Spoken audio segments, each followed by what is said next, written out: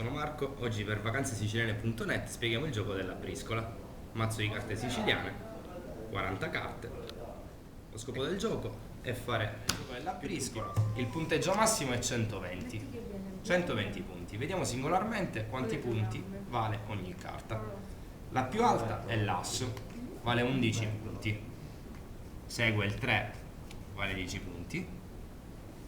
Il re vale 4 punti, il cavallo 3 punti, la donna 2 punti. Si danno 3 carte per giocatore, il mazzetto in mezzo e una carta scoperta.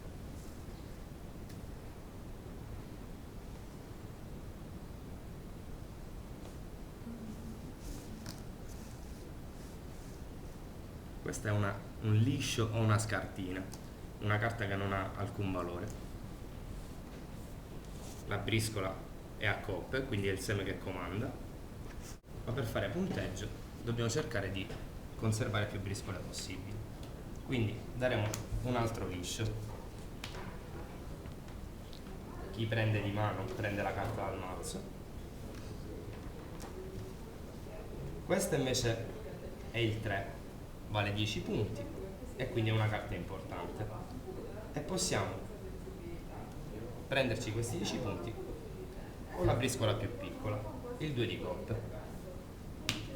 Prendo io, prende lei. Questa volta di mano vado io. Non avendo carte importanti in mano, comunque carte che possano battere l'avversario, andiamo con un liscio. 2 lisci, prendo io, comanda il seme che ho dato per terra io. Stessa cosa col 5.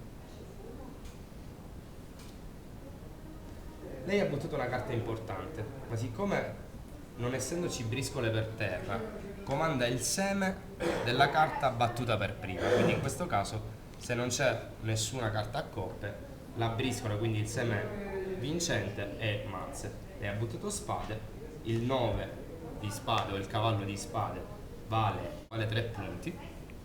Prendiamo. Sempre liscio, non avendo carte al solito. Questa volta il seme è spade, il seme vincente è spade, lei prende con l'asso di spade, che è la carta più alta, che vale 11 punti.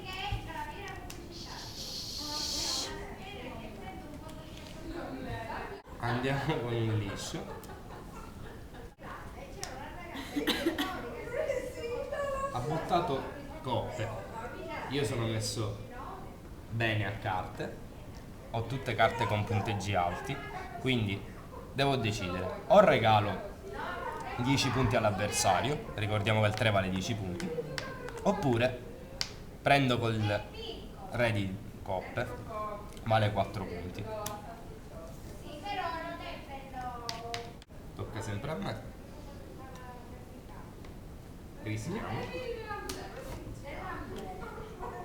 Ringraziamo lo sponsor Ottica Cagliari, piazza Costanzo Barbarino 49 Palermo, che ha fornito gli occhiali alla mia assistente, e vacanzesiciliane.net vi augura buon Natale a tutti, ciao!